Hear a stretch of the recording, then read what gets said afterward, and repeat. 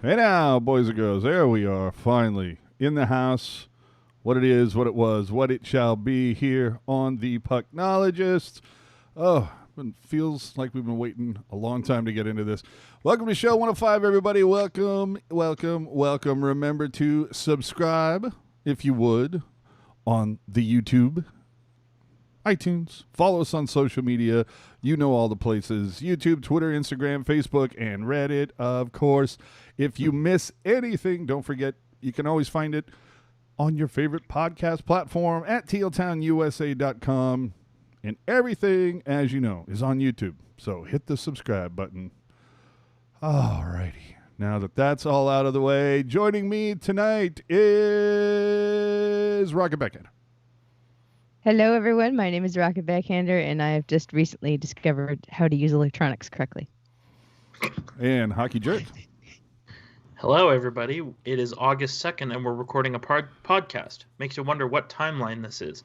I'm not sure, but as they say on TikTok, it is hot podcaster summer, so here we are. I thought TikTok was banned. I guess not. Okay. So we're into day 2 of qualifying rounds, or hockey being back, if you will. Thank you, God. Say round 0, coward. You right. All right. Round 0 so far. 9 games. Hold on. 2, 4, 6, 8, 9. Well, 9.5 as we're recording. Minnesota and Vancouver going for it right now. So let's start with our very first game. Carolina, New York, 3-2 for Carolina. That was we'll get into those in a sec, but I want to get first off just overall takes on having hockey back. So, Rocket, good or bad? It's wonderful. Everybody so far, it seems, is committed to staying in the bubble, following the guidelines, trying to be as safe as possible, which is a long sight more than I can say for other leagues. So I commend them at least for, just trying to be as safe as possible. And I think they're doing a great job so far. I'm so happy to have hockey back. It feels like a part of my soul has been rehydrated. Okay. I'm not going to get into rejuvenation. Jerk, let's go. What do you got? Yeah, same thing as Rocket. The big thing was going to be, okay, like, can they get everybody to, stick to the bubble, adhere to the rules, regulations, and that whole thing? Because if one person just screws around, as we've seen in the NBA, if one person screws around, it can throw everything off, and I don't know about you.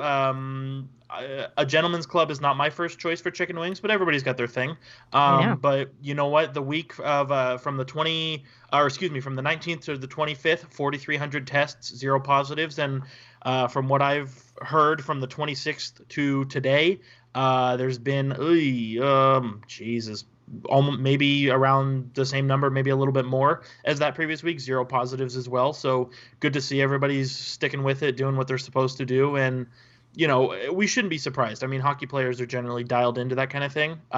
So I'm happy it's back. Like Rocket said, I feel like a big part of my life is now back. Like it feels nice to have something to think about and be excited for. Come home from work or wherever and throw on whatever hockey game. So it's nice. It's a nice distraction.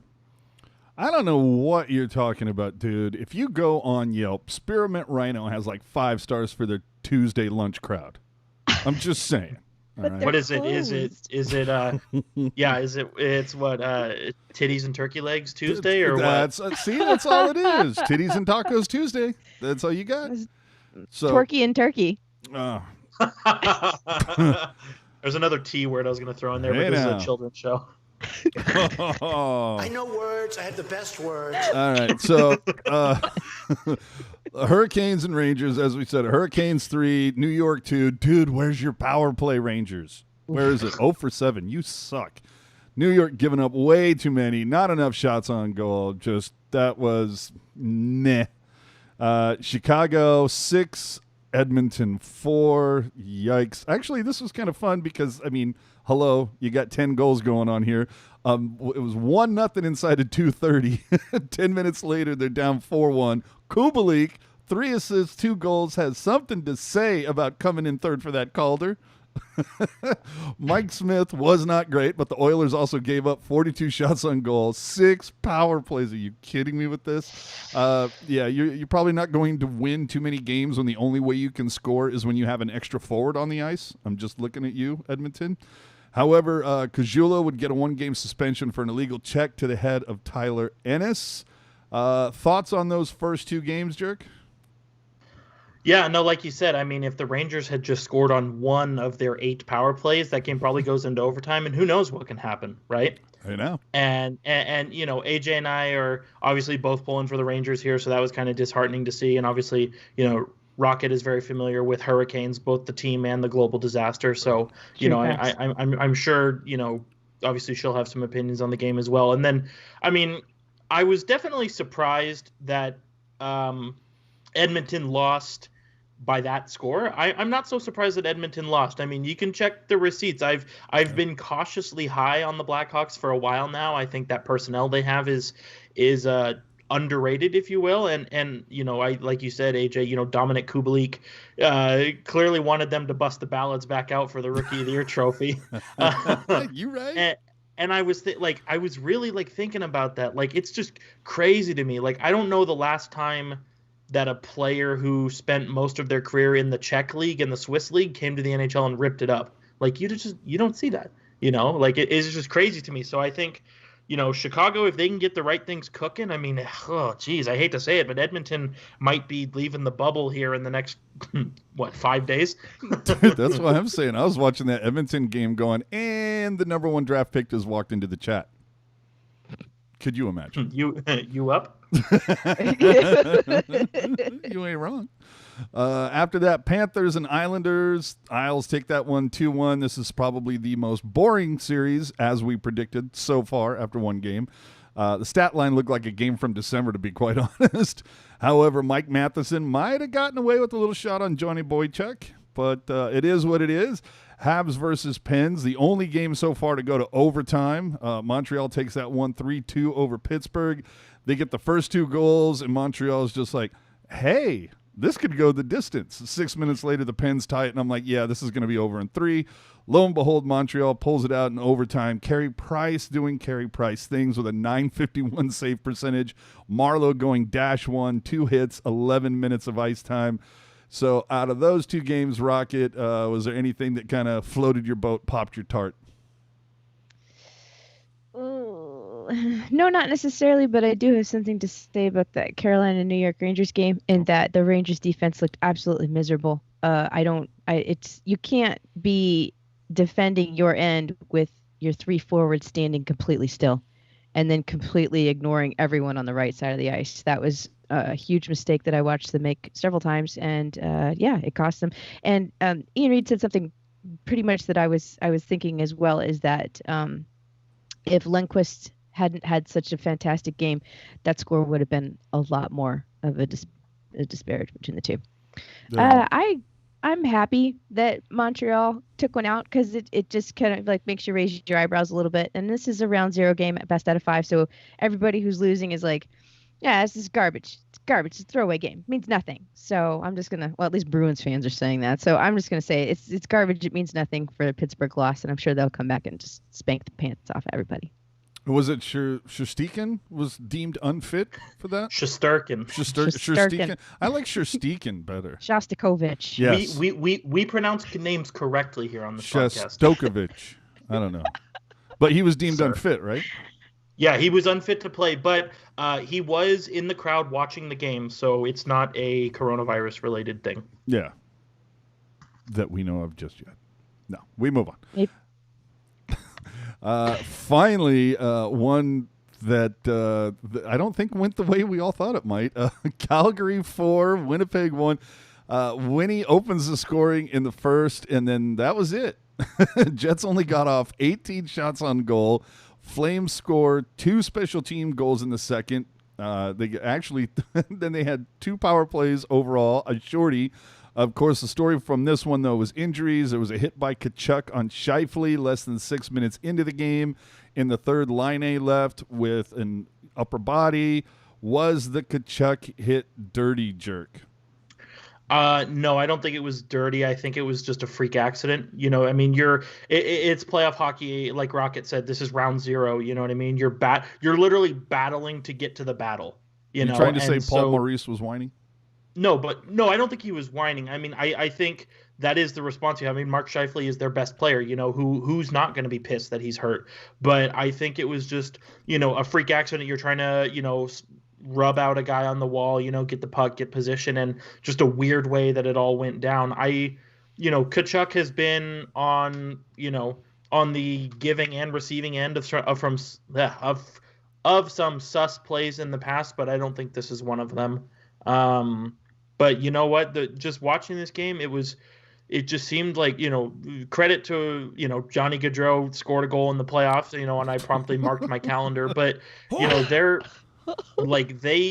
Calgary showed up. They took care of business. They were frustrating to play against. I mean, it was very much, from Winnipeg's perspective, it was very much a square peg, round hole kind of situation. Like they would bust their hump to get the puck out of their zone, and then they were too tired to do anything aside from dump it in and get a line change, and then Calgary's right there back in the offensive zone. So tough.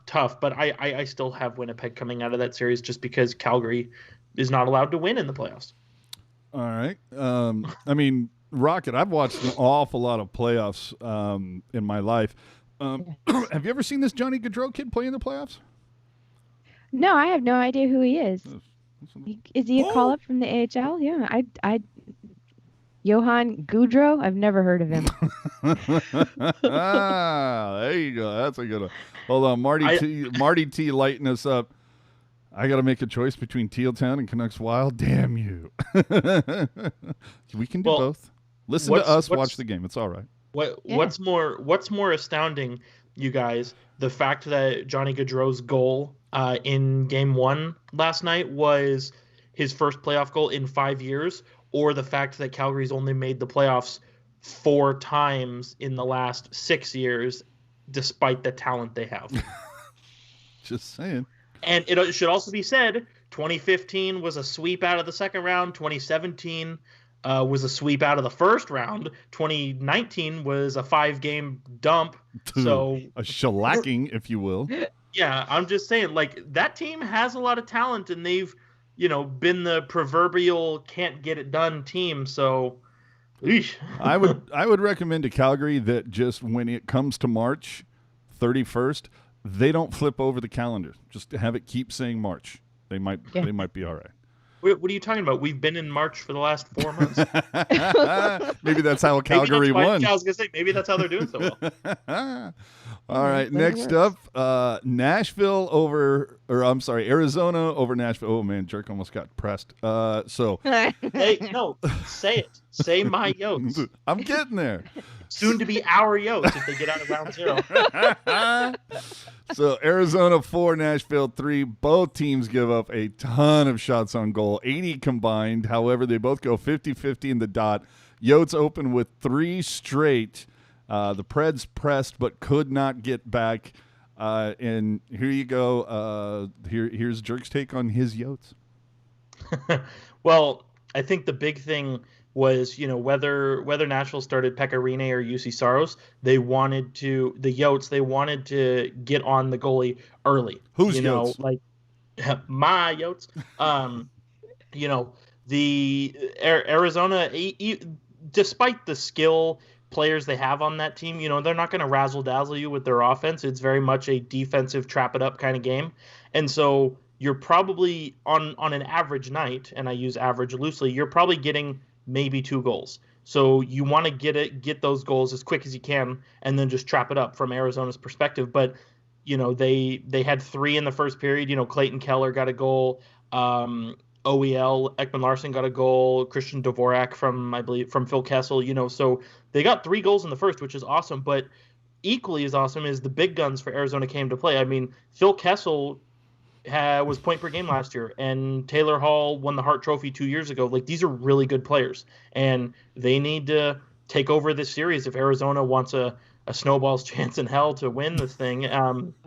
I think having one of the best goalie tandems in the league certainly helps them as well, but I think they did a good job at stifling Nashville for most of the game. I mean, really, you said, AJ, it was pretty even in terms of the shots and the faceoff percentage, but Nashville didn't really start coming alive until the third period. So I mean, if Arizona can play 2/3 of a good game, chances are they're going to win.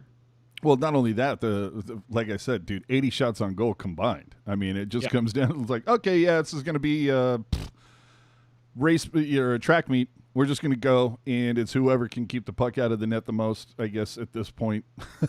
Sure, why not? I think it's an interesting choice to go with Saros instead of Rene. And I said this on Twitter. I said it was either they saw what happened to Mike Smith, and they were like, okay, so when our goalie, when Pekka doesn't have a good night, he's really off. So let's just put UC in there and not even worry about that, and then he won't have to turn into Mike Smith. But then UC didn't have a good night.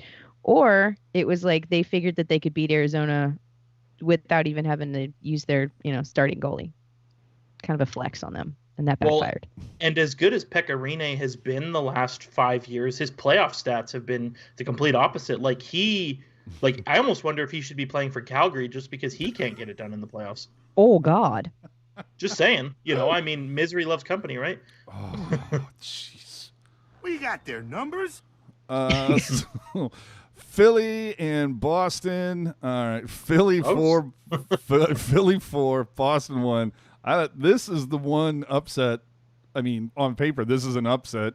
Didn't Boston finish like number 1 in the East? Yeah, but Philadelphia was really hot before the pause. So yeah, I think if you're throwing a little cheddar cheese down on this game, Philly is probably the underdog. But I don't think it was by much, honestly. Well, the interesting thing about this too, I mean, first off, it's a round robin game, so not the biggest of deals. However, going into all the games that have been played beforehand, this was the only game so far to not feature a special team goal, whether a shorty or a power play, which I thought was kind of interesting.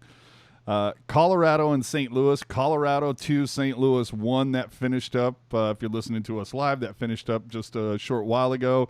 Another round-robin game. Landeskog boarded Samford, got 2, but the announcer said it should have been 5. Yikes.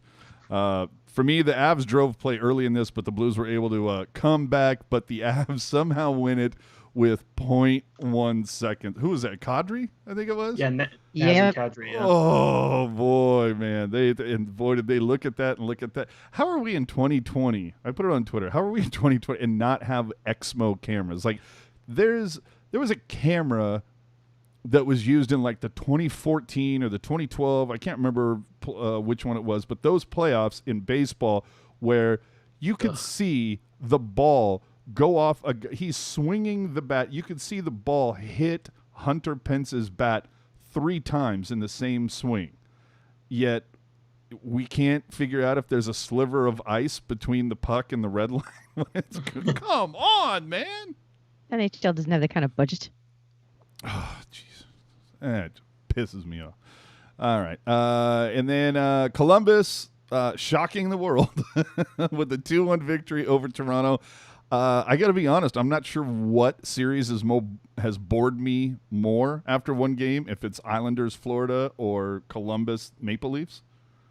You know what, though? That game was very on brand for the Blue Jackets. I mean, same thing as Arizona. Columbus isn't going to razzle-dazzle you with the offense. They're gonna trap it up. They're gonna grind you down, and it's this series. I think if you're interested in the chess match form of a game, I think this is the perfect series to watch, because you've got, the Toronto Leafs, which is high flying, high octane, high offense, bang bang bang, let's go, and you've got the Blue Jackets where they're gonna wear you down. I mean, it's like wearing a 50-pound backpack while you're walking uphill playing against them. So it's it's a chess match, and I don't think Toronto played a bad game. I just think Columbus played their game. You know what I mean? So I wouldn't say it was bored by it. It was very.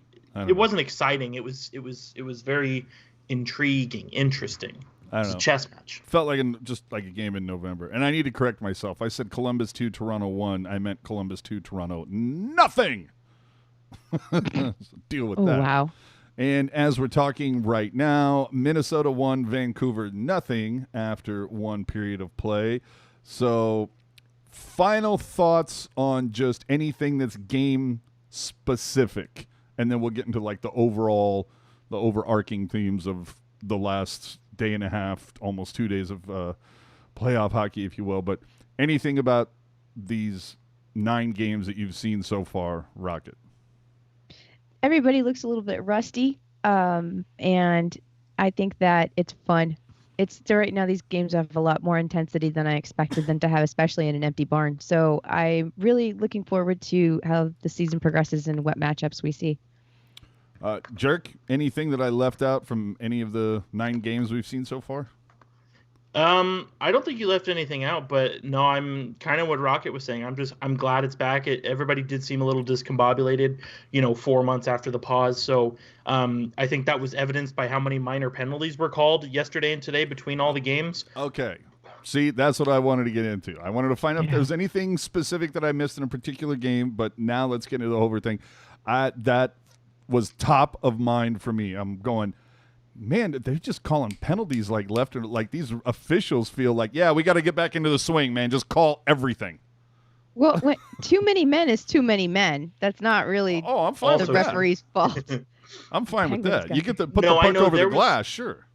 Well, but I do know it was very weird because it was, I want to say, I believe it was the Hurricanes on the Rangers where there was a tap on the hand, and that's 2 minutes for slashing. But there was another I saw that, could have been holding or could have been roughing in, I want to say, Pittsburgh, Montreal, and it was let go. So I'd have to do some research and see if the referees and linesmen are doing double duty as well. But, I think it's going to be, probably the games that are this weekend, I think we'll see, there may be a little bit of, getting a little whistle happy to start. But I think, as the series, as they get more intense and zeroed in, I think we'll see the whistles go away. I mean, I don't know how much, if any, of the game between Pittsburgh and Montreal you guys watched, but that game, especially the first period, that game was just, zip. They were snapping it around very early on, and that was, the referee's conduct. I mean, it was in line with that. Montreal and Pittsburgh were snapping it around, and I don't think there were any penalties until after the first period. So. Yeah. Well, either way, yeah. Top of my mind, I was going, fuck, man, they are calling a lot of penalties in this. And then again, dude, through 9 games, you had 45 goals scored, but 18 of which came from the special variety. I mean, almost half, like about 42% of the goals are coming from special teams, which I was a little shocked by. But then again, I think that Chicago-Edmonton game kind of like, skewed the curve just a scotch. Because I think, it's 10 goals scored in that. I think like 8 of them came on special teams. So that might have skewed the curve a little bit. Let's get into all right, I'm just going to throw this out there. Can we petition John Forsland to replace Doc Emrick for everything? Yes. Yeah, I love Jon Forsland. Absolutely. Dude, Chief is killing it right now. Well, and that's the thing. He's always killed it, but we haven't been blessed with his presence just because, he was obviously doing Fox Sports Carolina, and then, NBCSN was kind of on the side. But, honestly, Carolina's owner, Nickel and diming him may have been the best thing for, the American hockey fan who watches games on NBC. Because, yeah, John Forsland is incredible. And I think, too, you consider the fact, and this is really getting into the politics of it all, but, Chris Cuthbert jumps from TSN to Sportsnet, which means one of NBC's big dogs is no longer available. So it was probably, impeccable timing that John Forsland leaves the Hurricanes, and it's like, oh, NBC's like, hello, we have a seat for you right here. I would not be upset if John Forsland became, NBC's number 2, because, as you alluded to, Doc Emrick is, I don't like hate him with a fiery passion, but he's definitely not my favorite. He is getting he is getting older too, but also, the other guys they've had in that number 2 spot, your Kenny Albert, I'm not really a fan, but I love John Forsland. And I think, I would love if he were going to be the number 1 guy there someday. He's got a really good eye for the game and, has a really good way of, enunciating what's happening on the ice. Well, see, I'll tell you, here's my thing. When I hear Emrick, calling a game, like I want to, you know, to borrow a phrase from friends, rip my own arm off just so I have something to throw at him. Emmerich just, does he irritate me so much. Like calling icing like, as if it's the first time it's ever been called in the history of the game. Just the way all of those inflections drives me absolutely crazy. Forsland, butter, silk, smooth as a newborn's ass. Just could not get enough of hearing Forsland call the game. And, you know, there's been other guys. Albert, I thought, did a fine job. There's been a couple other voices here and there that I'm kind of going, you know, I'm thinking, you know what? Good, solid call. Like, the thing is when I hear Jim Houston, I'm going, oh, I'm going to like this game. Even if the game sucks. He has always got a great call. Forsland, to me, is getting that same way where I'm like, you know what? I'm just really, this guy, smooth, digging it, loving it. And there was, I'm trying to think what game it was. You guys can probably tell me. I want to say, was it Panthers Islanders? That there was a woman doing color who I thought actually was kicking ass.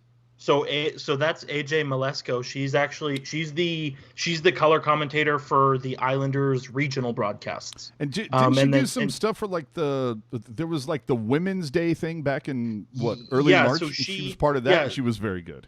So she's very similar to she's very similar to like Randy Hahn and Bakes, you know, where they have their regional job, but then they kind of moonlight over at NBC. She's the same, and I love her. She's great. Yeah. The way, like you said, the way she talks the game is awesome. I love listening to her. Yeah. No, she was solid. So, yeah, that woman needs to get some more national attention in a big way. But so how was watching hockey with fans in the stands? Like, for me, I'm like, I mean, because they're pumping in the sound, of course, but, like, I guess it didn't have the impact or seeing like these tarps on the seats. I don't know. I've thought that might be more of an impact, but no, I'm so focused on the ice. I'm like, oh yeah, I have to remind myself, there's no fans in the stands. But are you surprised, Rock, that they didn't do like cutouts in baseball? Because this is financial opportunities here. The MLB is charging ridiculous prices for for fans to purchase a cutout to put in the stands. Yeah, but I mean, a lot of that ridiculous price goes into producing those cutouts. You know, they're not, the materials and the printing is not necessarily cheap, and it's not necessarily the fastest thing ever. Especially you have to input all the photos and size them all, blow them up, and all that other. It just is a lot of process. And again, I don't think the NHL has that kind of money to invest in that setup before actually, you know, charging people. And also, I think people in the NHL, hockey fans wouldn't have bought as into it as much as baseball fans would have. Frankly, I like the tarps. I think it reminds me a lot of watching a Barracuda game at SAP Center. Well, and it should also be said too that, you know, to Rocket's point, you know, you have to, you know, have some kind of sign up thing, and then you gotta, you know, take payment, print them, size them, do the whole thing, and you know, the NHL's whatever their crew, the content crew, or they have this team that set the hubs up. They have some name. I can't think of it off the top of my head, but they only had 3 weeks to operate.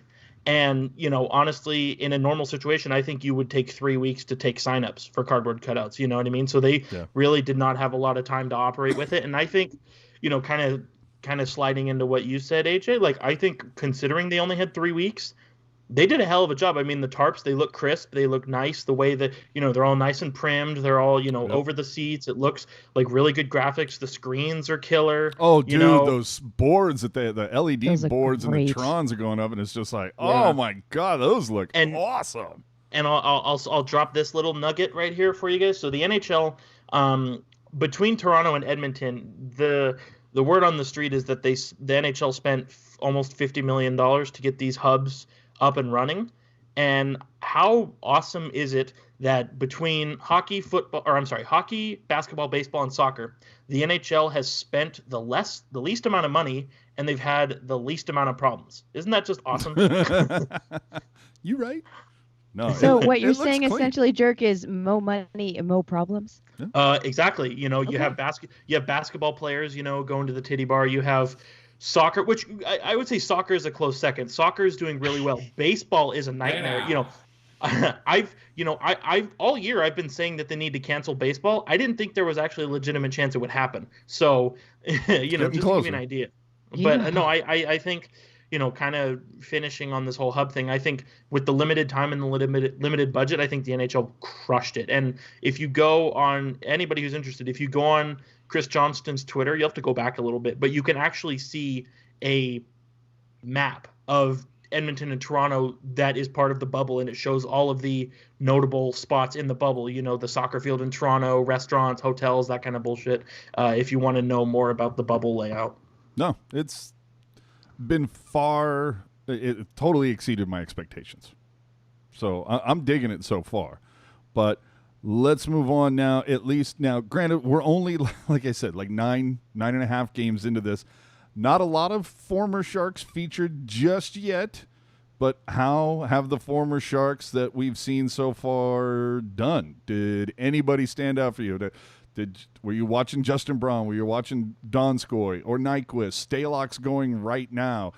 Jason Demers. In fact, if I remember correctly, Demers took a nice cross-check off the back. And, of course, Sharks legend Mike Hoffman playing yesterday. So no one has really stood out, right? I said, Marlow's, a dash, 2 hits and 12 minutes of ice time. There's not a lot to go off of just based on the time that we're recording this, but anybody who's watched Minnesota Vancouver tonight, Alex Stalock is ready to go. Yep. Chiefs dialed in 14 saves on 14 shots, and I joked around with AJ, but if we had just waited a little bit, homie could have been the starter maybe. Just saying. Does he fall under the Nyquist category for you too? # could have kept? No, I think it was still the right move to get rid of him. I agree. Like you say 14 shots on 14, 14 saves on 14 shots, but were they high danger? Were they easy? Like, this is not painting an entire picture of his career here. So I'm sorry, dude. He's hurt me too much for me to ever trust his game ever again. I just think when you think about how Vancouver has played this year, where they can just snap it around and get on you early, I think it's impressive that Vancouver hasn't scored yet. Yeah. Considering how, in your face they've been at times this year. Well, as a Sharks fan, do you root for specific former Sharks to do well and to win, or are you straight up just rooting for whatever scenario brings back the best return for the Sharks, trade-wise, for what they'd previously done, like Marlow, like Dylan? Is there any reason it can't be both? Well, yeah, you can root for Sharks, but if you're rooting for the return above all, then you're saying, okay, we really want Dylan or Marlow, or I'm sorry, we really want Pittsburgh or Washington to win the cup.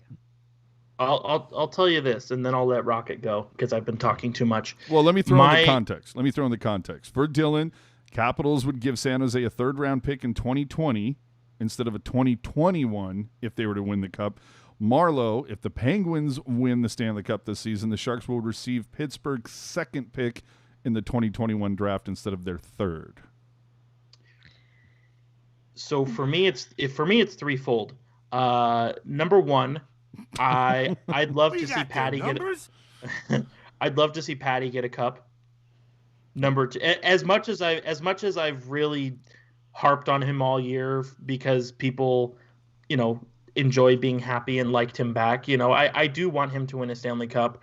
Number two, as you said, the 3rd round pick in 2021 becoming a 2nd round pick.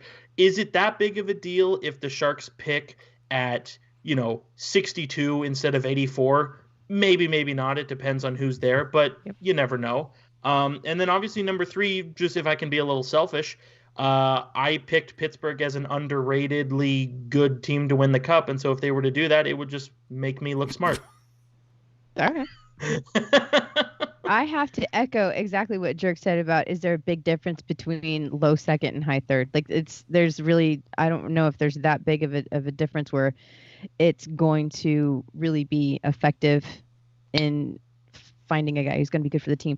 Secondly, I kind of have a little bit more of an ulterior motive than just being a Dylan fan for wanting Capitals to win, because and this is Jerk's fault actually, but because like you turning me on to Ilya Kovalchuk's game has really made me root for him after the shit that he took in LA and then going to Montreal and really putting in a stellar performance and then getting traded to the Capitals. I would love to see him just stick both middle fingers in the air to LA and get the Capitals a cup. All right. Absolutely. Yeah. And you know what though? Also Dylan.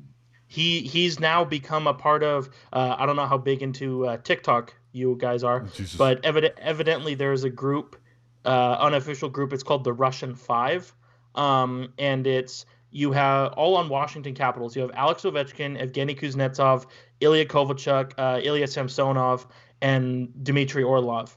And they're doing TikToks together and whatever. So I think just like clicks within clicks, there's always something there. But I just think to kind of steer into that and be like, oh, look how interesting we are. I always think that makes for a good story too.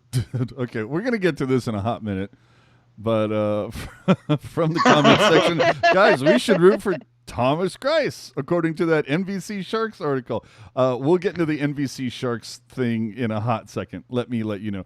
But geez, we actually we're running a little long, so we have to pause for a word from our sponsor. Hockey fans, gear up at NHLShop.com. The largest assortment of the worst thing you actually want. NHLShop.com, a failed Fanatics experience. Warning. Colors shown are for demonstration only and do not reflect the color of the actual product. Some products may not arrive as displayed or may fall apart while in transit. Team and player names are subject to the whims of our printers. You may or may not receive the item you ordered or anything that resembles the item you ordered. Okay, and we're back. Thank you for that, sponsor. We appreciate that. And if you enjoyed that, that'll be on our YouTube a little bit later. So, anyway. God, I love that. So, now, what happened here with, we've been talking about the bubble and all the things that they've been doing. If you listen to our podcast just a short while ago, I had a little talk with John Scott, former Sharks legend, NHL All-Star MVP. How has the NHL not offered a secondary channel that is uncensored? Because I will say one of the things that has kind of annoyed me on these broadcasts, you're listening, and when it does get kind of quiet because something's being talked or there's being some yelling or something like that, you can hear them muting things or whatever, and it just sounds not good. It's not good. And remember the Epics documentary where they let all the language fly, and the Last Dance documentary for Michael Jordan on ESPN, that secondary channel, let all the language fly. How do you leave money on the table when it's so easy to make that happen? Secondary channel, part of NHL's center ice thing. Give me the uncensored one. Oh, I want that. And the thing is, of course, is that certain people would buy it, and they're just recording every little thing and spitting it out there on social media. Go ahead. Maybe that's why. I don't care. Like, they don't care. Seriously, if the boys cared, they would not say that kind of stuff. They don't care. And frankly, I don't care that they curse either.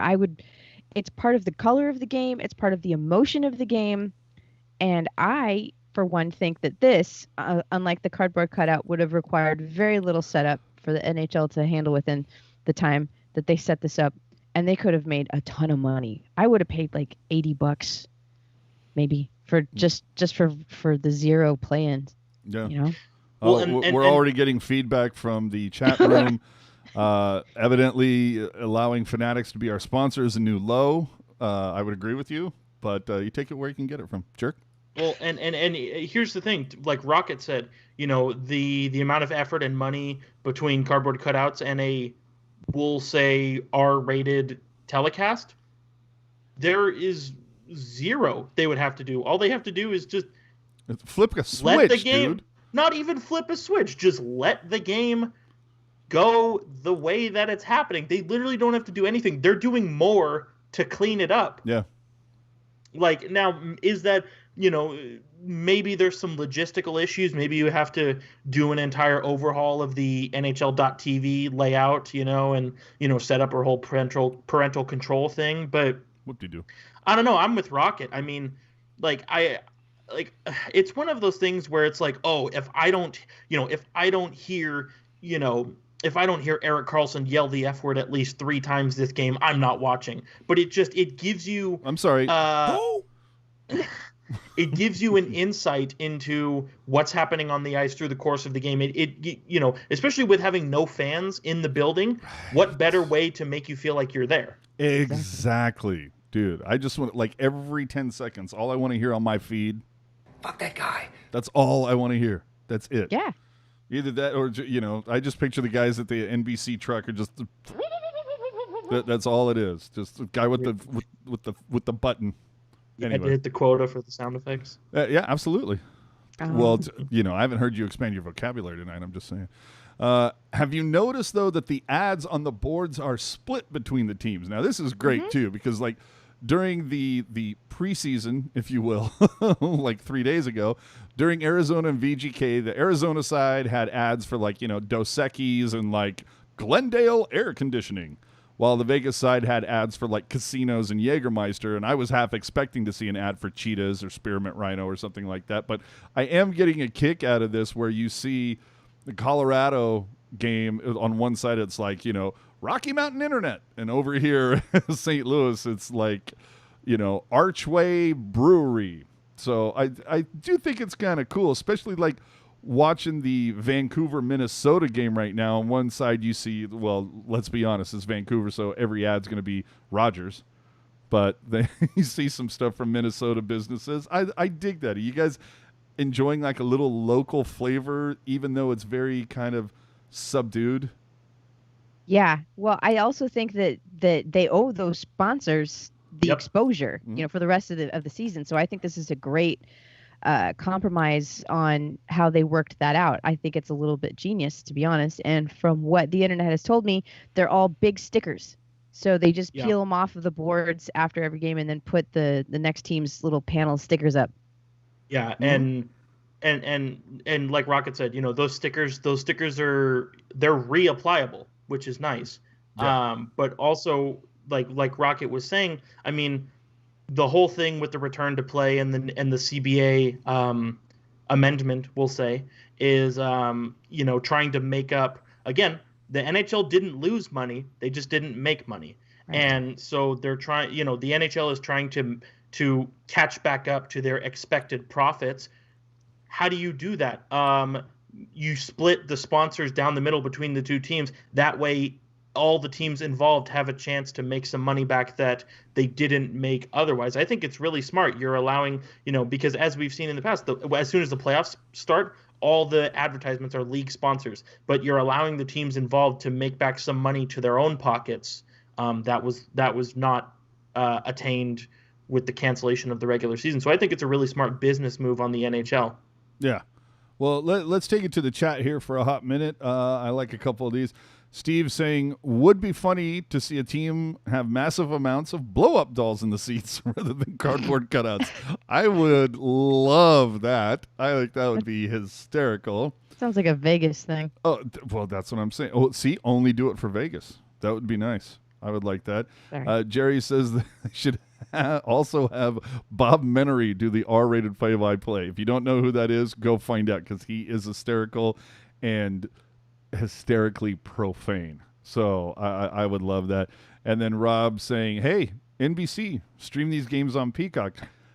NBC just launched that service? Absolutely. I think that would be great. Uncensored Peacock, if you will. I mean, it's like, yes, we're going to use the NHL to put the cock in Peacock. We're right here for you. I knew that was your tagline. Yeah, I knew it. So finally, to kind of put a bow on these 2 days of playoffs before, and chances are we're going to be here next Sunday. It's been every other Sunday for a little while or a hot minute, but now that we've got a lot more to talk about, we might go every Sunday. We'll see. But finally, your thoughts, Rocket. Matt Dumba taking a knee, drawing a ton of praise for his pregame comments. Huge national story here. What did you think? I thought it was very involved, not just from Mr. Dumba's speech, but also from just like the amount of graphics that they put up and kept up, and had that whole advertisement about, we skate for Black Lives and everything. Like, they really went in, and like some people say it's a PR move. I don't really think it is. I thought that was actually like they put some thought into this, and they're trying to be as sincere as possible in communicating this message to their fans. I thought that it was poignant, and it was very powerful. Jerk? Do AJ, you have to do the sounder. I'm sorry, could you remind me which one? Well, you heard Rocket just said poignant. Oh, I'm sorry. I know words. I have the best words. All right, there ahead. you go. Thank you. Yeah, You're welcome. right, I just got to make sure Rocket gets her. on bread. Just got to make sure Rocket gets her cookies. No, Yeah. You know what? It was very. I think it was the word that comes to mind is very brave, because you have a lot of volatile individuals who have an opinion on the matter, and in spite of all that, Matt. And again, keep in mind, Matt Dumba plays for the Minnesota Wild, and neither of the teams that this happened during were the Minnesota Wild. So he clearly felt passionate enough about it to come to a game he wasn't involved with. I think it's very brave. I think it was a very strong message. I think the message was well spoken. And I'm going to tell you this right now. If you don't like it, you probably shouldn't be listening to our show. Just saying. Because this has been a problem for far too long. And I'm, like Rocket said, I'm glad to see that the NHL is getting involved and trying to differentiate themselves from other organizations and businesses. And you know what? I totally had another point I was going to make. But, even if, like, Rocket mentioned it potentially being a PR move, let's say for fun, even if it is a PR move, forever, the NHL is going to be paired with this movement. So even if it was a PR move, everybody is going to be able to point to say, well, you still attached your name to it publicly. You know what I mean? I don't want to go down the rabbit hole on this. I just want to say, I thought what he had to say was really great. And when it comes to whether you take a knee or not during anthems or whatever, that I'm not going to judge you either way. If you do it, you do it. If you don't, you don't. To each their own. I mean, that to me, that's what it's all about. To each their own. As long as you're not ruining someone else's life with your actions, to each your own, baby. That's how I look at it. But let's move on now to Sharks stuff. We've been going now for an hour on Return to Play. We barely mentioned the Sharks, and with that, I was going to say, and with that, we're not going to talk a whole lot about the Sharks because there's not a whole lot to talk about. Although, let me say this. And if you want to take my idea, that's fine. Just give me credit. But there's been a couple broadcasts now where you've seen like Philadelphia, during the Philadelphia game, there's a couple times where they threw up on the screen, little Zoom boxes or whatever of Philly fans, wherever, and they're rooting and cheering about. I wanted to put together a video where it's just like me for 10 seconds and it's Sharks, with my wall, sitting on a stool in my Sharks jersey with just like a fidget spinner saying, "Return to Play." That's it. That's what I'm here for. So let's get into some Sharks news. Yesterday, Elliot Friedman reported that Joe Thornton may sign with Switzerland to be ready for the start of the next NHL season. This morning, Kurz confirmed it and reported that Jumbo is in fact already in Switzerland with the fam, and which of course means that about 20 minutes ago, NBCSN Bay Area posted about it.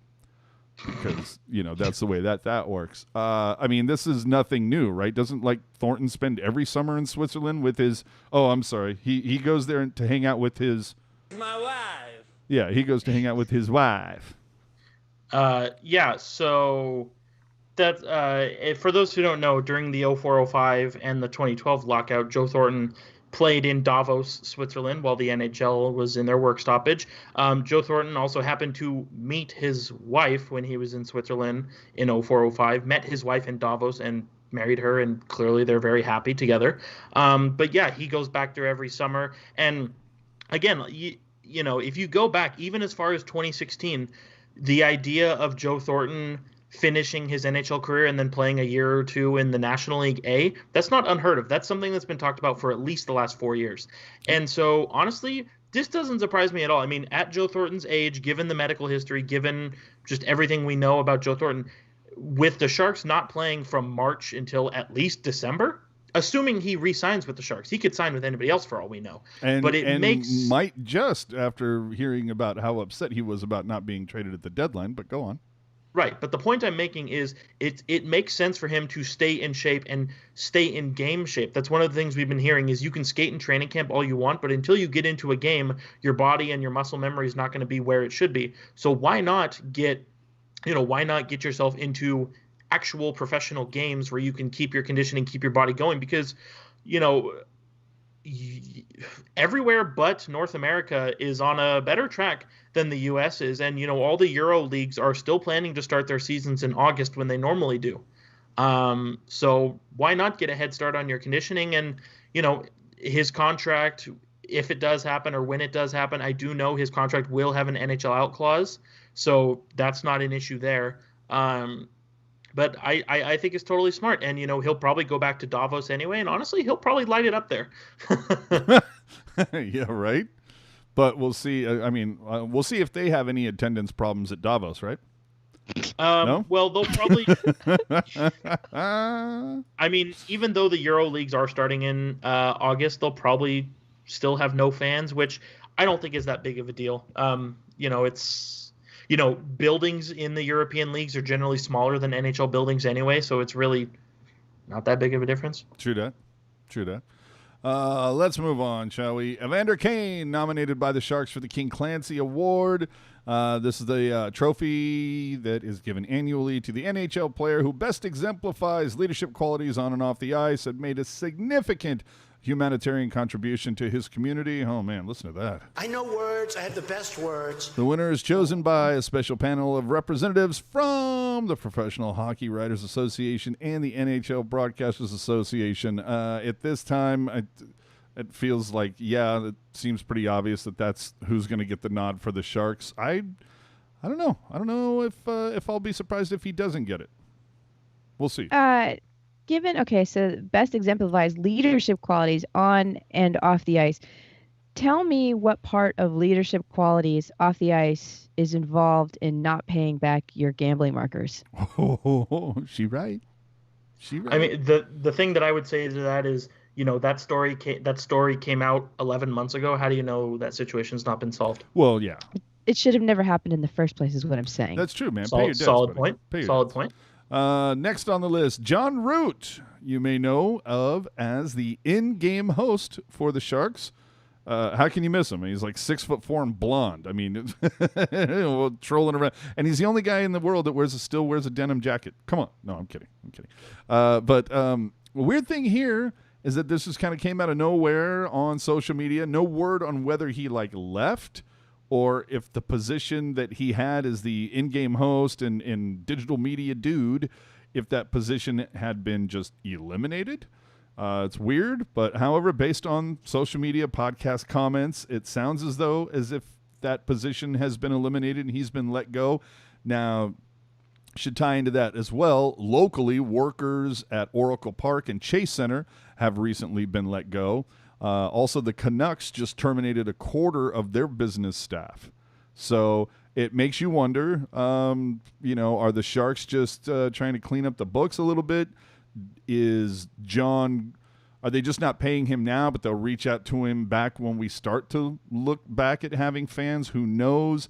I don't know. There wasn't a lot of detail there. Now, as far as John, one of the nicest people you'll ever want to meet. That being said, I've always questioned why that job existed at the NHL level. The Barracuda thing, absolutely. Family-driven thing, and you want to get kids screaming and shouting and blah, blah, blah, absolutely. But my personal take is NHL teams don't need hype men or MCs or whatever you want to call them. They just don't. I agree with you wholeheartedly. Unfortunately, the NHL is a copycat league, and there are some teams in this league that don't necessarily attract a hockey fan, but they attract, say, a college football fan. So they need a hype man to kind of keep them interested in hockey. I believe you know? that one of those teams is referred to as my Yotes. Well, I was going to say Nashville. Nashville. Well, Yeah. of course. Yeah, I mean, like the whole reason, like Nashville's got girls with pom poms, and like you know who else does that? The Dallas Stars, and they do it better. So like, And it's a what do those copycat teams league. have in common? Just saying. Football areas, southern part of the Yeah. states. Interesting. Moving on, Curtis Pashelka has identified 5 forwards in the playoffs that Doug Wilson could be looking at. Yevgeny Danilov, Tyler Johnson, Kasperi Kapanen, Jaden Schwartz, Tyler Toffoli. Now, my question to you, Jerk. Danilov, 31, Johnson, 30, Schwartz, 28, Toffoli, 28. Are these kind of like guys that are a little too old? I mean, Kapanen, 24. Sure, absolutely. But do you really want Wilson looking at a 31-year-old Danilov when you look at the age of the team right now? I mean, I don't know who Dandanov is, but I do like Evgeny Dadonov. Whatever. I'm just messing with you. Okay, fine. Dadonov. I know words. I have the best words. Yeah.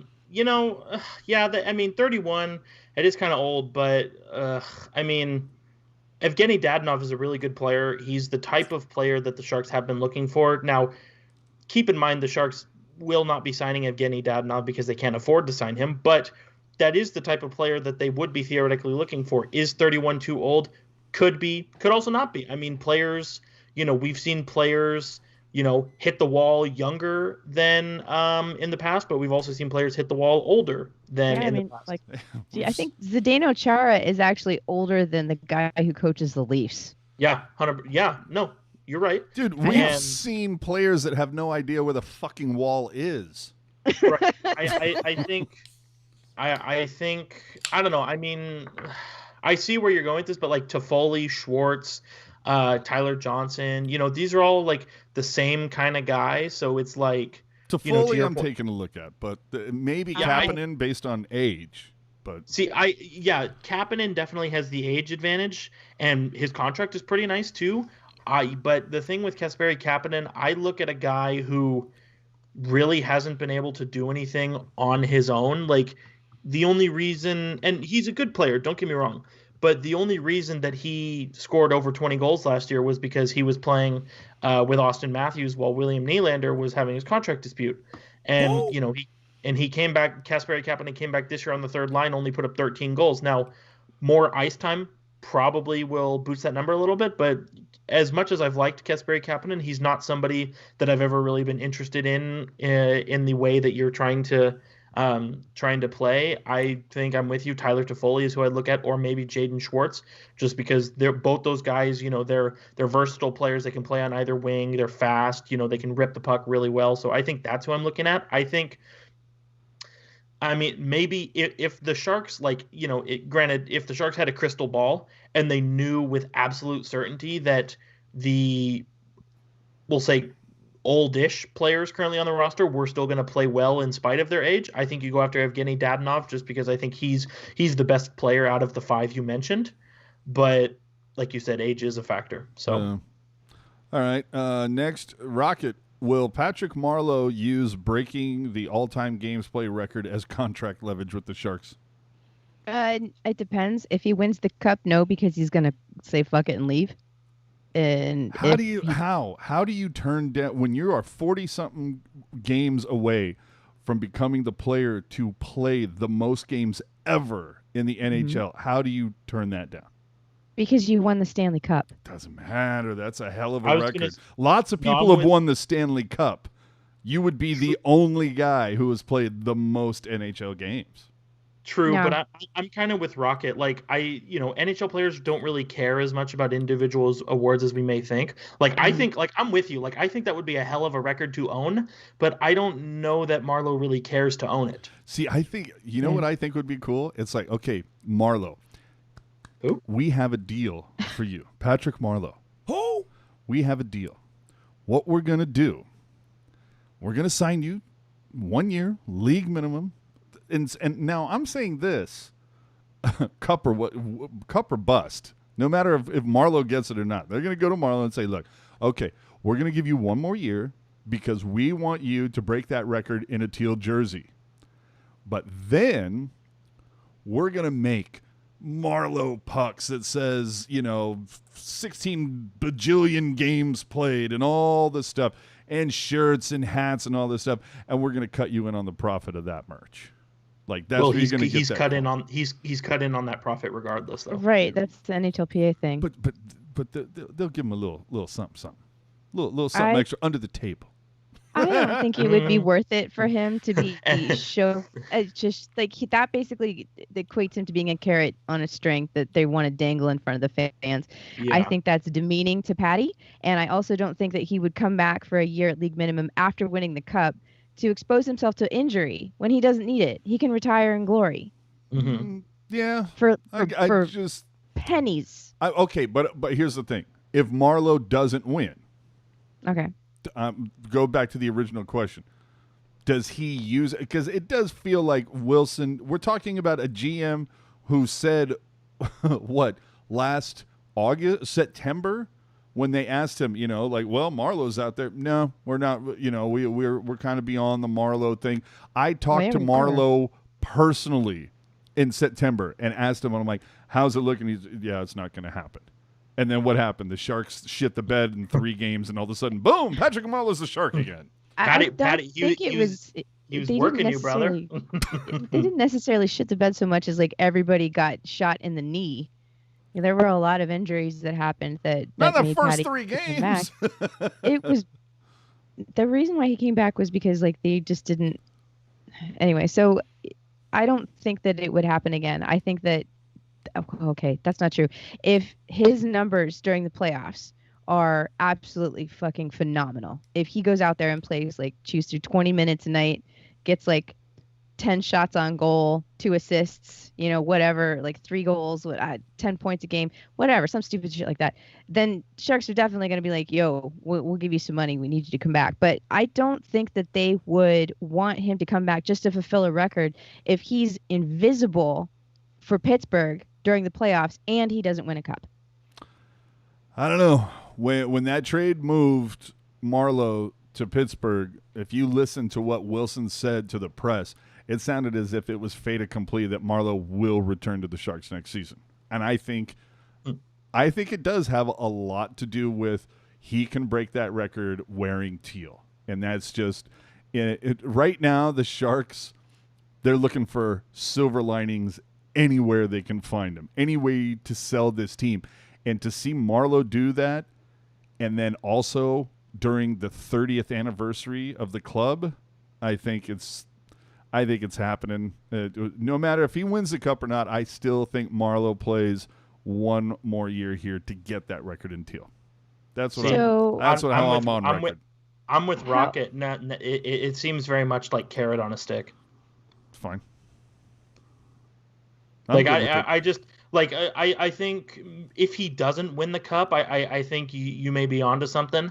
But I think if he does win the cup and then the Sharks try and sell him on that, I think at what Patrick Marlow is a legend of the game, and at one point is he just gonna devolve into a circus act?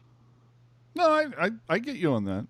Like if he wins the cup, I think he could very much go jerk and just be like, "Fuck you." Yeah, we're gonna sign Patty, to come back, and we're gonna get old boy his record, and then as soon as he gets it, we're gonna make our quarter on the merch, and then we're gonna healthy scratch him the rest of the season. Like, well, I wouldn't say you're gonna. Yeah, no, I don't think you're gonna healthy scratch him. But if I'm Marlow, I win that cup, and then I'm like, I re-sign with Pitt. No, I win that cup, and then I re-sign with Pittsburgh, and I'm like, let's do it again.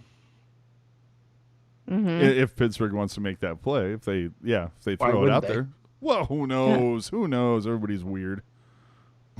It's going to wash out in stats. That's what's going to happen. Either way, something we can talk about. I didn't want to go down that fucking hole, but here we are. Moving on, the Sharks team shop has expanded their website just a scotch more.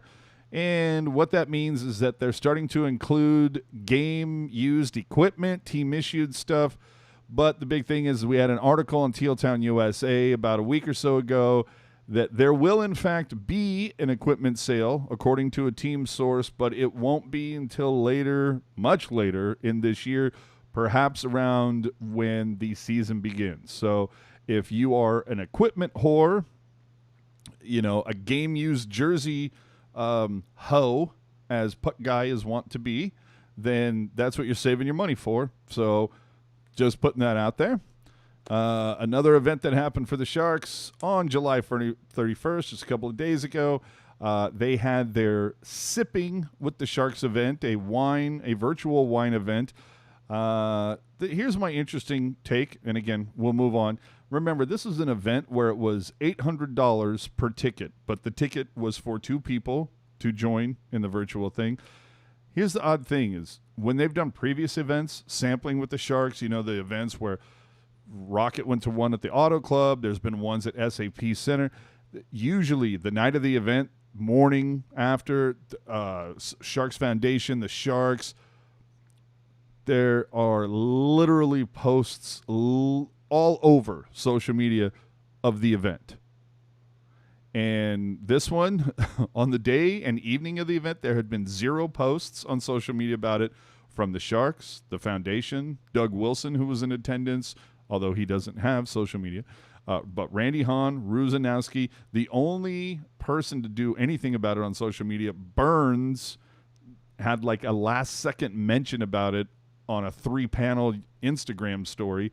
And then Ruzanowski tweeted a photo about it yesterday. And what's funny is everybody in the photo, they weren't fans. Like it looked like a conference call between the two, like Jonathan Becker, Ruzanowski, all those names and like a couple winery people. I'm just wondering, $400 per person, well, $800 per ticket, makes you wonder. I'd be really interested in wondering or in knowing how many people attended. Well, and it's like I said the last time we did a show. Frankly, I thought it was a lame idea. And I think the turnout speaks to that. Perhaps. I don't know. It's as we predicted last show, the Sharks auctioned off mystery pucks on July 21st and then followed it up with a normal buy option a day later. I bought a couple, and I haven't received them yet. Or I would tell you who I got, and I would show them to you. But they were $35 each, plus shipping. Jesus. Yeah, I'm going to say I feel like for the longest time they were 20, and all of a sudden, boom, 30, and now 35. I think they're starting to price themselves out, and considering that a week later they're tweeting out that they still, in all caps, have stock, is this a thing of they're starting to price themselves out on this? I mean, supply and demand, baby.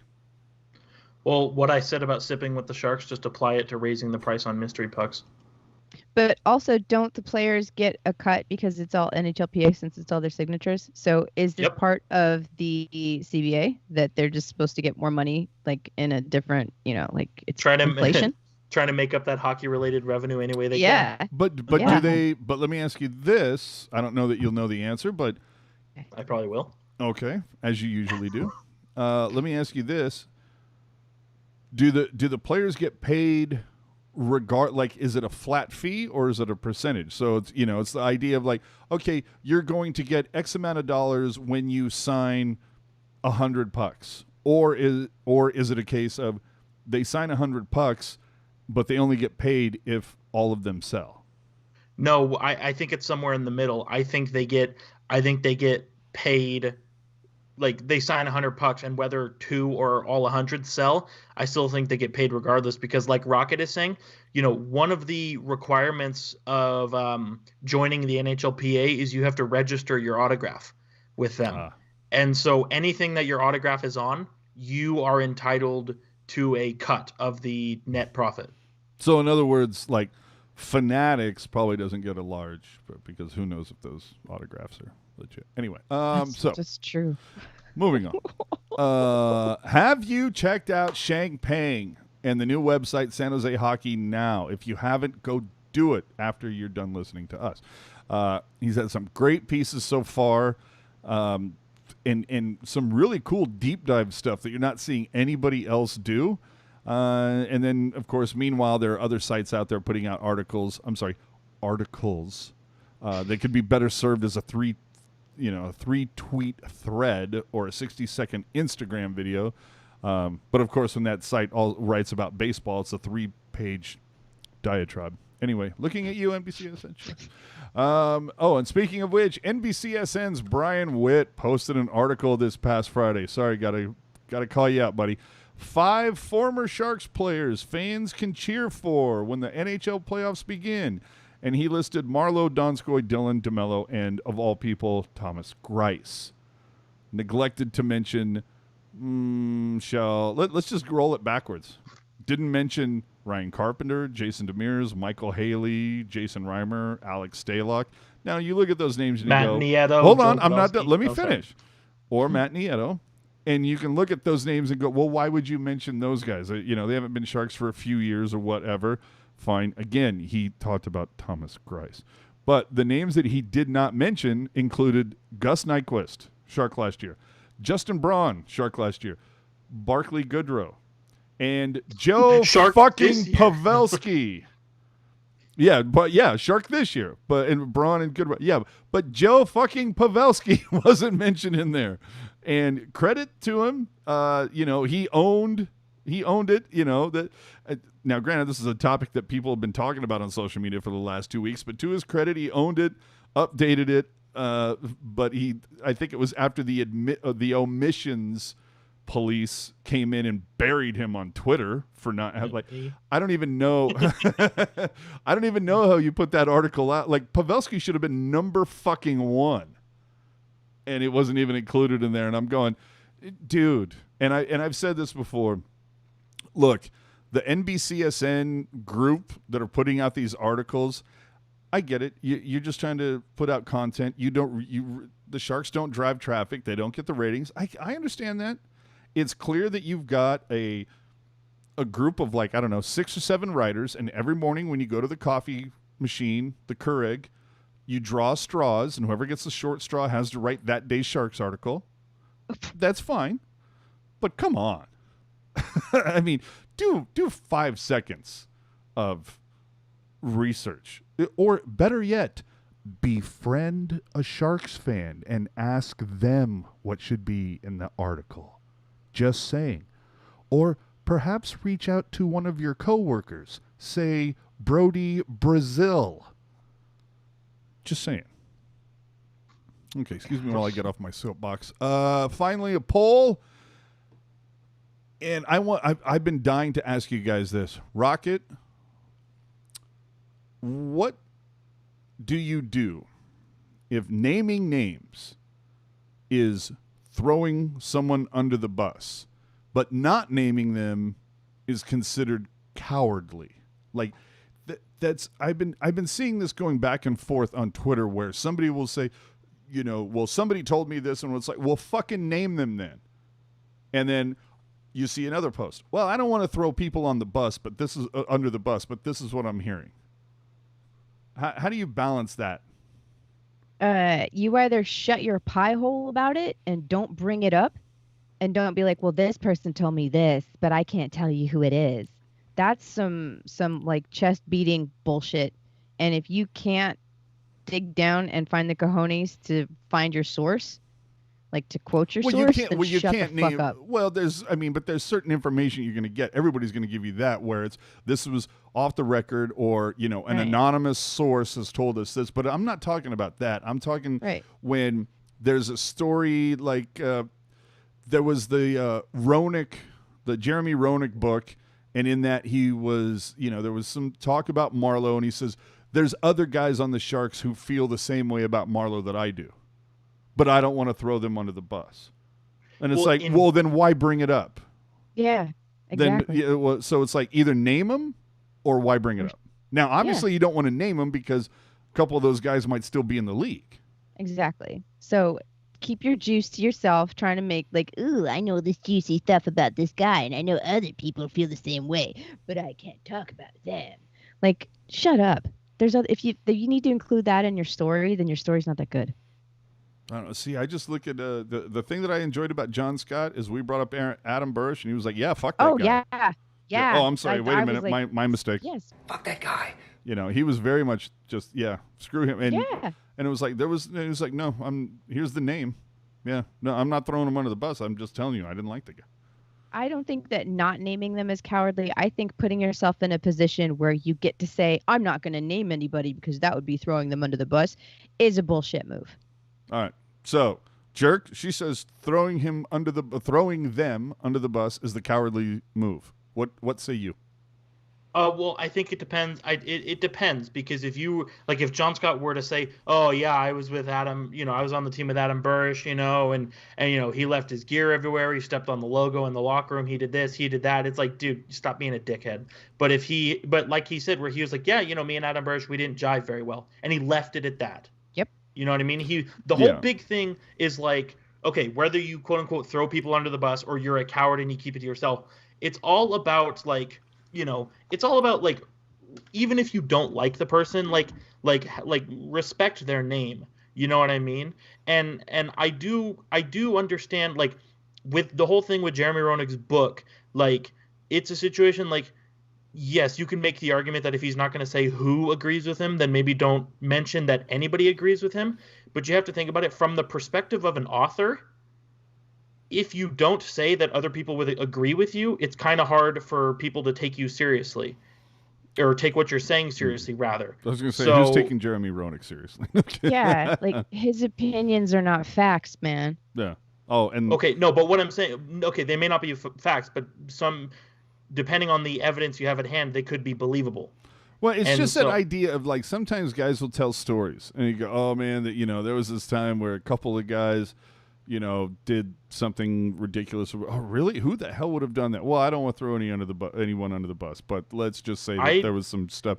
And it just gets to that point where you hear something like that, and it's like, well, I don't want to throw anybody under the bus. I don't want to do that. And I understand that from a certain degree, but then I also see something on Twitter, something like, I was just told that something, well, then who said it? Name names. If it's, they could be, I heard that there was a host of another hockey podcast who, did something that should not have been done. Oh, really? Who was it? Well, I don't want to throw them under the bus. Well, then it's like, then why the fuck did you bring it up? Well, so hold on then. Well, hold on. Gossip Let me ask you at that point. Well, hold on. Let me ask you this then. Ready? AJ, whip it out. AJ, your source that told you about the SJ Team Shop, what's their name? You know what? I would tell you, but I don't know. That's how you do it. But you see the point that I'm making? Yeah. Well, no, I get it. Yes and no. See, my point is, if someone gives you a piece of information and the only reason they're giving it to you is because you're not going to name them, that's totally different. That's like a journalistic thing. Journalists don't name their sources, but it's that idea of, like, if Jeremy Roenick had gone on Spittin' Chicklets and said, "Oh, I was with my wife down south with this other woman, and we were hanging out and having a good time," and he had told that Catherine Tappan story without ever naming her, and said, and if those guys said, "Oh, who was down there with you? What was her name?" "Oh, just someone, someone I know." Like, this, name names, coward. Or is it? And is his response, "I don't want to throw anyone under the bus"? If he had gone that route, though, he'd probably still have a job. Oh yeah, absolutely. But either way, you get what I'm saying. We've been on this for 10 minutes. Let's move on. I don't know. I just think it's like, it's a situation of, I think that's okay. Like, I think it's okay to tell a story and not say who it involves. It all depends. Like, if you were to say, if you were to say, "Oh, the person involved, like, they don't want to be associated with it, but they don't care that the actual stories." Like, I don't think there's that big of an issue with that. I think it's a matter of, like Rocket said, is when you're playing, like, when you're being the puppeteer, it's like, look at what I know that you don't know. That's where Yes. I sort of get into it. But if it's a matter of, like, look, I was told this, I'm going to report it, but the person who told me doesn't want to be attached to it, I don't see a problem with that. All right. We went 40. It's been another 40, so a word from our sponsor. Hockey fans, gear up at NHLShop.com, the largest assortment of the worst Fanatics experience. Warning. Colors shown are for demonstration only and do not reflect the color of the actual product. Some products may not arrive as displayed or may fall apart while in transit. Team and player names are subject to the whims of our printers. You may or may not receive the item you ordered or anything that resembles the item you ordered. I'm not going to lie, that Shea jersey gets me every time. So let's move on. Okay, I've heard a rumor, but I don't want to throw anybody under the bus. Too soon?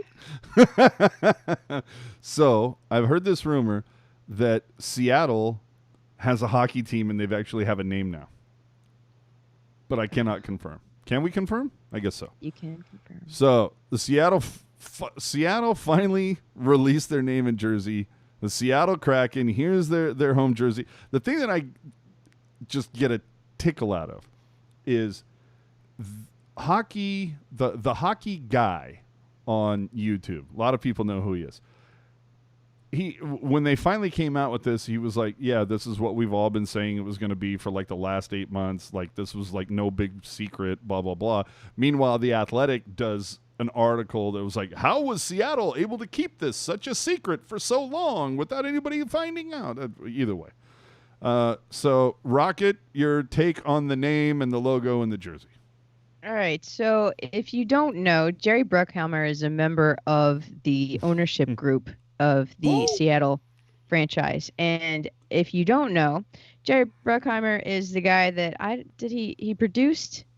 Yeah, he produced the Pirates of the Caribbean movie. So this is all his fingerprints. It's basically got the same DNA as the Mighty Ducks franchise, except the Mighty Ducks was actually a hockey movie.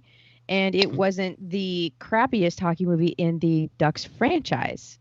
So, I mean, this is going to appeal to a completely different set of fans than me, and I'm not really here to shit on anyone's fun any more than necessary. So, if people are into it, then hey, whatever. But I'm not into it at all, because every time I see their team name, all I can see is Karen's, and that S looks like the Seagram's logo. Yeah, Seagram's could, I don't know, could have something to say. Jerk, I'm just wondering, have you already gotten your pre-order in, or how fast are you getting one of these? I am going to get a jersey eventually, just because I think it is well put together, but I'm not going to be one of those people who has to have it on the first day, because I know I'm just going to be disappointed. So I'm just going to wait, and I'm just going to wait until they have too many to where they can't empty the shelves fast enough. Yeah, you're right. No, I like what Rocket said about how she can only see Karen's. Thank you. You're welcome. Yeah, well, and that's the thing. That wasn't the case until I saw your graphic. But now every time I see Kraken's, my brain immediately says Karen's. But, I think, like, it wasn't some – I mean, there was a small part of me that was thinking, ooh, it could be this, or it could be this, or it should be this. But I think if you didn't know it was going to be Kraken, you've been living under a rock. No, because if you didn't know it was going to be Kraken, you were smoking Kraken. Anyway, so,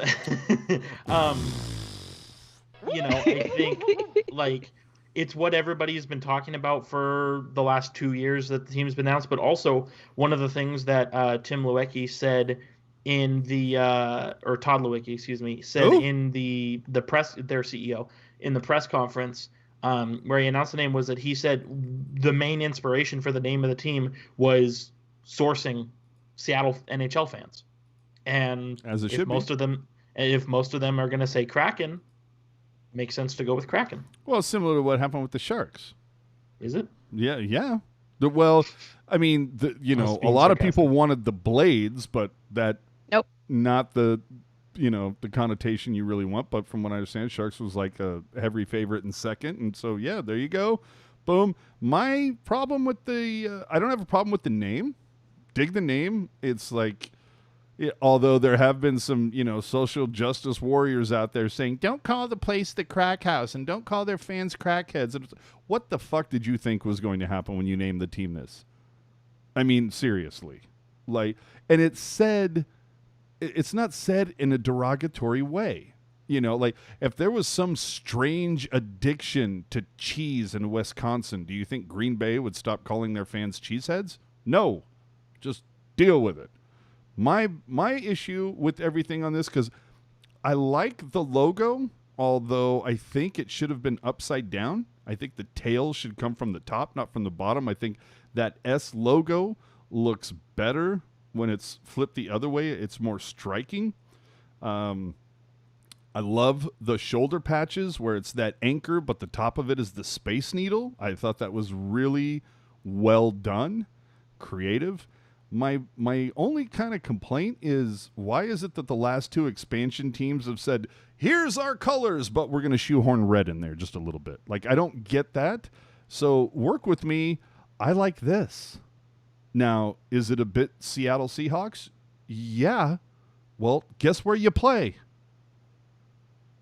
But the Seattle soccer team has like the same color scheme as well. This is what I'm saying. But yeah. Now maybe is this color scheme a little too close to the Canucks?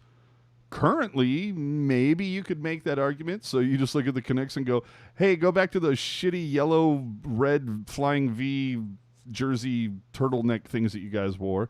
And then you could even take it a step further and say, you know what, make the numbers neon as well. I don't know. But I'm telling you, like with red, I think it's solid. And there's a lot of people bitching, the Sharks fans that are going, oh, way to take the shark eye and use it in your logo. Come on, let it go. But the only thing I have to say on that is what you just said about the shark eye thing. And my official response is, wah. Yeah. But get over it. I do think that the overall jersey pops more if the accent is a just puke neon green. Chartreuse. The color is chartreuse. Nice. Hey, play the sounder. I know words. I have the best words. All right. Thank you. But anyway, I think neon green would have been better. Okay, we got a couple more for you. We're out of here.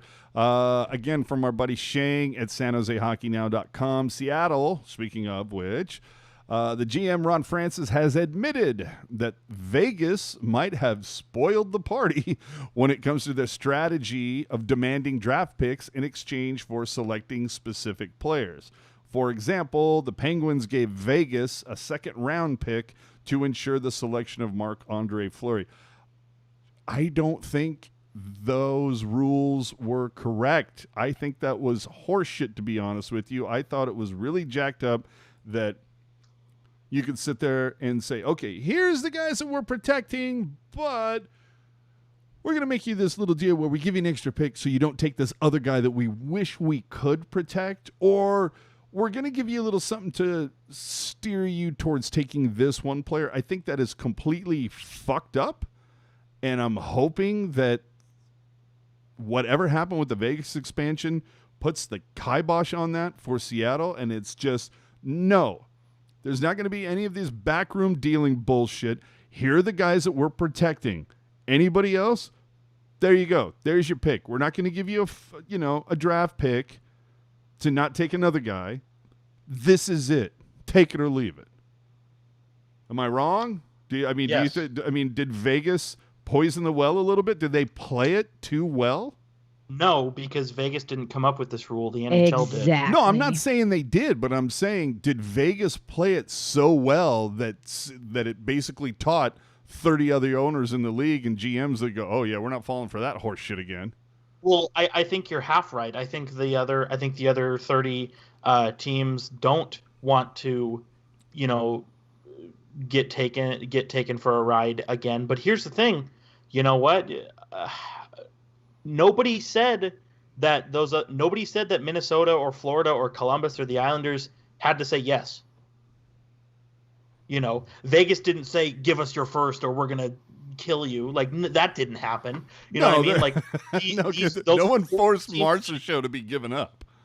The Panthers, Blue Jackets, Islanders, and Wild, they initiated those deals. They made those deals. They brought them to Vegas and said, this is what we think. What do you think, Vegas? And Vegas is like, you're going to give us extra draft picks to take your shitty player? Okay. Like, I for one, love the backdoor deals, because it's the same thing I've been saying since Vegas came to the team. And I would say it about the Seattle 32s or Vegas, or if the Sharks became a team this year, or... Let me guess. Shh. Hold on. Let me guess. You're happy that Vegas was able to take advantage and point out stupid. Well, I love pointing out people who are stupid, but also...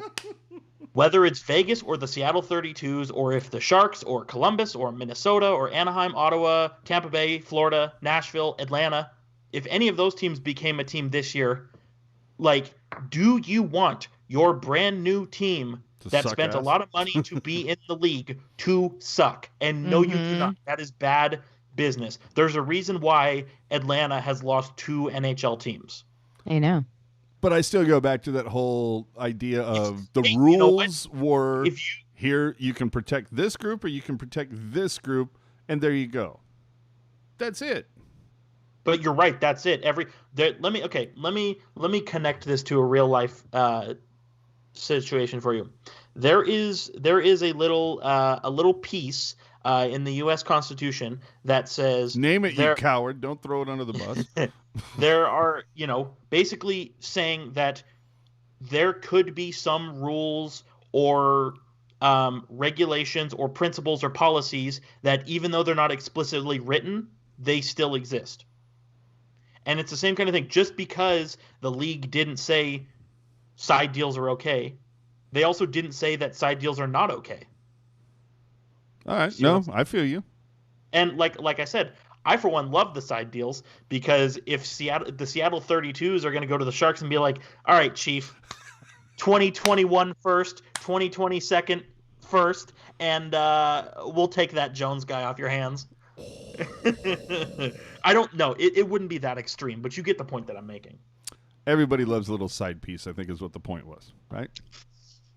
And you know what? If you, like I said, Minnesota, Columbus, Florida, and the Islanders, if you're dumb enough to get, absolutely rinsed, that's your problem. All right, let's wrap this up before third period starts for Vancouver and Minnesota. And, Jerk, this is tailor-made for you. President of Hockey Ops and General Manager Jon Chayka, am I pronouncing that correctly? Yes, you are. Informed the Coyotes on Friday that he was terminating his contract. He's no longer with the Coyotes. Assistant GM Steve Sullivan has been named interim GM. And coming out of the Coyotes franchise is Chayka is a liar and a quitter, a source said. Again, a source, because they didn't want to throw that person under the bus and then cover. Journalism. Yeah. So you're the charter member, or I'm sorry, the president of the My Yotes fan club. Let her rip. The fuck is going on here?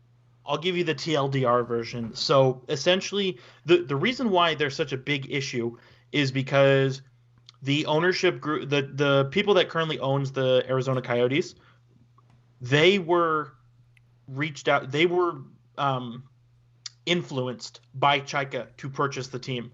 Chayka said, hey, this would be a really good business opportunity. You should buy the team. And Alex Morello Sr. was like, yeah, okay, cool. So he buys the team thinking, yeah, this guy led us on to a good business investment. We're chilling. And then Jon Chayka leaves the way he did. I can see why the ownership group would be scorned. The word around the sidewalk is that, Jon Chayka was asked by a sports organization. People believe it's the organization that runs the New Jersey Devils, the Philadelphia 76ers, and potentially the New York Mets very soon, who also owns Fanatics, by the way, not that matters. Oh, God. And the ownership group said, no, like you can't interview with them. You're under contract to us. And word on the street is Chayka convinced them to interview, and then he interviewed and was going to accept it, and the ownership group didn't want him to accept it. They said, you're under contract with us. You can't hold this title with another organization while your contract is going on with us, and the whole thing. And, Chayka, I imagine Chayka quit because he felt like he was kind of being yanked around a little bit. And I like the moves he's made as a GM, but I think from Chayka's perspective, it's kind of a dick move to, go to a prospective owner and say, hey, this is a good investment by the team. You like me and I'm here. You should do it. And then 6 months later you split. I think it's kind of a dick move. And not for nothing, but the mysterious sports organization, which again is allegedly the New Jersey Devils, ended up not hiring Chaika. Ladies and gentlemen, that was the too long version.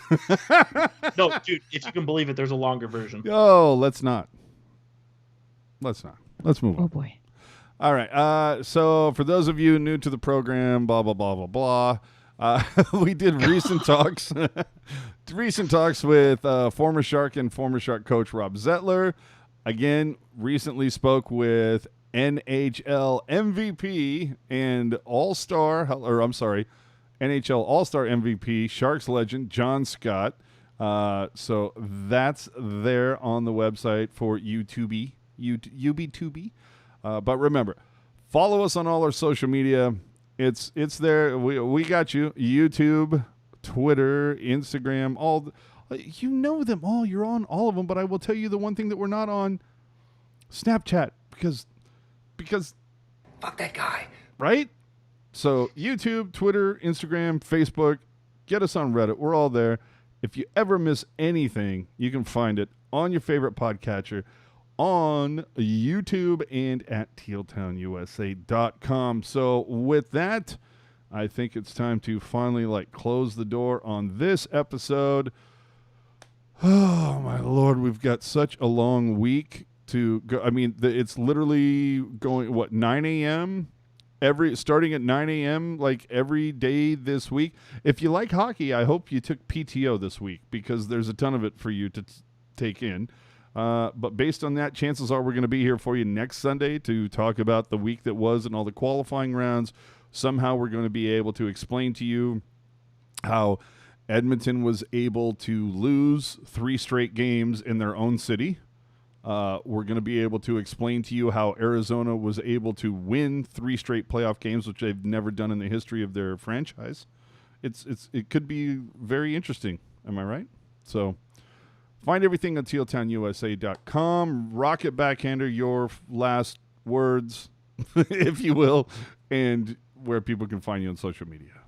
Well, good morning, ladies and gentlemen. My name is Rocket Backhander, and since I am over in New Jersey, it is now 12:40 a.m., and I got to get up in 5 hours to go to work. So if you want to find me, you're going to have to look real hard on the internet and check out my Twitter at rbackhander76. That's capital R, capital B, little backhander76, talking about hockey, makeup, all sorts of drama and shit. Or you can check out my photographs over on Instagram, Rocket Backhander, one word. AJ? Jerk man. Hockey is back, which means the amount I'm tweeting per day is now back to normal levels. If you don't like it, well, there are 1,277 people who do like it, so get over it. Got their numbers? If you want to be part of that crew, the Jerk Squad, the Jerk Crew, the Jerk Clan, the Jerks, you should follow me on Twitter at hockey_jerk. And these are confusing times. I mean, hockey in August. Who knew? Who knew? Who? Things to say. Go Yotes. Back to you. All right. AJ_strong on all the social media. Blah, blah, blah, blah, blah. Again, thanks for watching. We've been away for a couple weeks, so this has been fun. It's fun to have hockey back. And so with that, I guess we give the final word to our brand new sponsor. Hockey fans, gear up at NHLShop.com. The largest assortment of the worst selection of fan gear anywhere. Fanatics experience. Warning. Colors shown are for demonstration only and do not reflect the color of the actual product. Some products may not arrive as displayed or may fall apart while in transit. Team and player names are subject to the whims of our printers. You may or may not receive the item you ordered or anything that resembles the item you ordered. We love them. Thank you for your sponsorship. That's fantastic. Anyway, be safe. Be healthy, wash your damn hands, wear a fucking mask, help everybody out. Let's get to the same off-ramp in life, which is the safe one that takes us where we want to go, which means watching live sports in person again. And, I don't know, hugging people and talking to people and all of those things. I mean, with consent, of course, but I'm just saying. Anyway, thanks for showing up for episode 105 of the Pucknologists. We'll see you when we see you. Thank God. Hockey is finally back. Bye. Bye.